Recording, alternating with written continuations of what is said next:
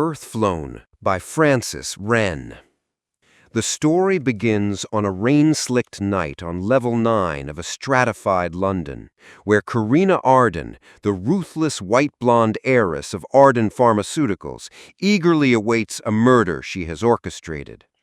Alongside her sits Peter, a ghost with the aptitude for invisibility, who serves as her loyal enforcer. Their target is Timothy Hirsch, a low-level Arden Pharma employee and a secret activist for the 64thers, a water rights movement advocating for alternatives to Arden's monopolistic water purifying compound, CM15. Corinna and Peter have set a trap, intending to frame Tim for stealing CM15 to sell for the manufacturing of the addictive drug glass, thereby discrediting the activists. Inside the Arden Distribution Center, Corinna, exuding an air of bored authority, and a newly visible Peter, confront the terrified Tim. Ignoring his pleas, Corinna injects him with a fatal overdose of glass. They place his body in an autocab he had waiting, along with cases of stolen CM15, staging it to look like an accidental overdose by a greedy drug runner. Their plan is to have the cab drive to a lower level, where it will be discovered, creating a media scandal just before a crucial parliamentary vote on CM15 subsidies. As they leave the scene, Corinna is shot by a sniper from a nearby office building. Though wounded, her fire starter abilities allow her to instinctively retaliate, causing the sniper's rifle to explode and killing him. As she bleeds out, Peter, in a panic, calls for an ambulance, a decision that goes against Corinna's explicit instructions to avoid official channels. The ambulance delivers a dying Corinna to St. Ophi's Hospital, where she lands in the care of Dr. Faulkner, a skilled but emotionally exhausted healer. Fresh off a grueling 10-hour pediatric heart surgery, Ethan is pushed to his physical and mental limits to save her.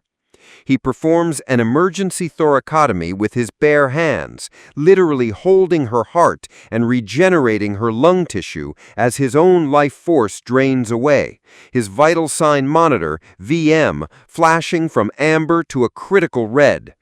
Against his better judgment and the lead surgeon's orders, he pushes himself to the brink of collapse before being forced out of the operating room. In the waiting room, Ethan is confronted by the patient's twin brother, Javier Arden.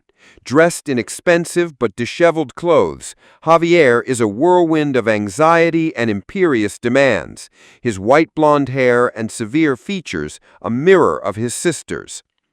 He argues with staff until Ethan, weary and still splattered with blood, intervenes. A tense exchange follows, with Javier insisting on transferring his sister to a private facility. Ethan, protective of his patient, refuses. During their conversation, Javier is strangely affected by the sounds of grief from another room, a brief, violent flinch that Ethan clocks as odd. Javier's behavior is erratic, oscillating between tearful gratitude and sharp demands. Ethan, attributing it to drugs or stress, finally allows him to see his sister in the ICU after she is stabilized. At her bedside, Javier is overcome with grief, his carefully constructed composure unraveling. Before leaving, Ethan advises him to ease off his painkillers. The next morning, on level 4, investigative journalist Oliver Roscoff, a man fueled by insomnia and the thrill of a good story, follows an anonymous tip to a parked autocab. Inside, he discovers the body of Timothy Hirsch. The scene is staged as an overdose, but Ollie, a veteran reporter on the glass trade, is immediately suspicious. He finds it odd that Tim, if a novice user, would inject himself with his non-dominant left hand. When his old friend, Nick Holt from the Special Investigations Agency, SIA, arrives, they discover the cab is filled with stolen CM15. Ollie's investigation begins to connect the dots: the dead Arden employee, the stolen CM-15, and a mysterious fire and shooting that occurred on level 9 the same night, near an Arden depot. His inquiries at the hospital hit a wall, though he learns from his ex-girlfriend, Dr. Vegas Kelsey, that the gunshot victim was a female fire starter who was secretly transferred to a private hospital. This confirms the victim was Corinna. Meanwhile, Ethan is reprimanded by hospital administration for overextending himself and is put on a 2-week administrative leave, banned from emergency consults for 3 months. Javier, feeling guilty, sends Ethan a deluge of extravagant flowers and apologetic notes, which Vegas intercepts, texting Javier back to encourage the courtship. This leads to a mortified Ethan agreeing to a no-adjective dinner with Javier. The dinner is the start of a whirlwind romance.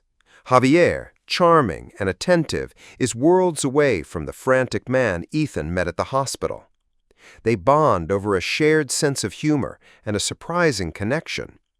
Their relationship develops quickly over a series of dates, from a disastrous but endearing trip to the ballet, where Ethan falls asleep, to joyrides in Javier's vintage Flyers. Ethan, used to failed relationships due to his demanding job, finds himself drawn to Javier's unwavering affection and a strange, soothing calm that seems to surround him. In the background, the political and corporate intrigue deepens. The Ardens, led by Jav and Rena's formidable older sister Julia, navigate the fallout from the shooting.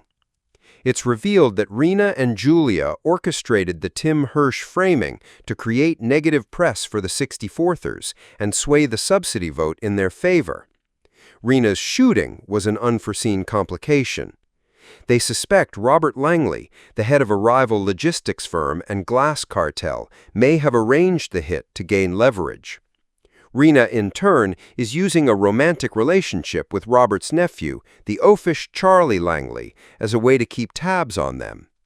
The family drama is a constant source of stress for Javier, who feels caught between his warring sisters and his own moral compass. Ollie's investigation gains momentum when Tim's grieving father, Martin, contacts him, insisting his son was murdered. Martin reveals Tim was left-handed, confirming Ollie's initial suspicion. This vital clue suggests someone else administered the fatal dose. Tragically, a week later, Martin is also found dead, his death ruled an accident due to alcohol poisoning. Shaken, Ollie becomes convinced of a cover-up. At the same time, Ollie discovers Ethan is dating Javier, a revelation that fuels his paranoia. He suspects Javier is manipulating Ethan to get information or influence his father, Ian Gardner, who is the lead SIA investigator on the Arden case. Ollie's suspicions lead him to borrow a pair of Javier's ornate cufflinks he finds at Ethan's flat. He has Nick analyze them, expecting to find a listening device. The result is more shocking. They are custom-made, short-range, empathic suppressors. Since non-apties sometimes wear dampeners out of paranoia, the finding isn't conclusive, but it solidifies Ollie's theory. Javier Arden is an undeclared empath, using his ability to influence those around him. Ethan, meanwhile, is falling deeply for Javier, though he remains wary of getting too close, scarred by past relationships that buckled under the weight of his career. One night, after a patient's tragic death leaves him distraught, he breaks down. Javier comforts him, and in this moment of vulnerability, he is overwhelmed by the sheer force of Jav's love. It is during a later argument over Ollie's accusations that Ethan accidentally confirms he knows Jav's secret. The revelation forces a tearful confession from Javier, who admits he was terrified of being rejected. Ethan, far from being angry, reassures him, stating that he trusts Jav and that his aptitude doesn't change his feelings. Their relationship deepens, freed from the weight of the secret. The piece is short-lived. Rena's fiancé, Charlie Langley, ambushes Javier in the penthouse. He reveals he knows the Ardens have been making deals with their French competitors, the Saint Offies, and that he orchestrated Corinna's shooting as a warning, using a disgruntled 64ther as a scapegoat. A violent struggle ensues. Charlie tortures Javier, who, in a desperate act of self-preservation, unleashes his empathic power, overwhelming Charlie with a wave of terror that causes him to fall down the stairs, unconscious.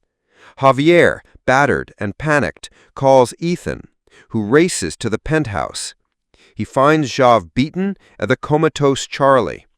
Rena arrives, and more concerned with leverage than justice, wants to interrogate Charlie. Ethan, realizing the danger, knows they can't let Charlie wake up and expose Javier's secret. As sirens wail in the distance, Ethan picks up Charlie's gun and shoots him in the head, a calculated move to induce a brain death from which he can't be revived. At that exact moment, Nick Holt bursts in. Seeing the scene, Nick immediately takes charge. To protect Ethan from the political firestorm and a lengthy legal battle against the powerful Langleys, he fabricates a story and confesses to the shooting, claiming he acted in self-defense. The final section of the book is a whirlwind of aftermath. Nick is on administrative leave, facing an internal investigation. Ethan, racked with guilt, is also on leave. Ollie, now in possession of all the pieces, the suspicious deaths, Corinna's shooting, the political maneuvering, and Jav's secret, decides to act.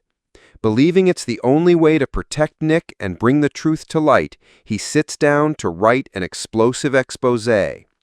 He connects the dots between the Ardens, the Langleys, the dead activists, and the high-stakes political battle over London's water supply, culminating in the incendiary revelation that the man at the center of it all, Javier Arden, is an empath.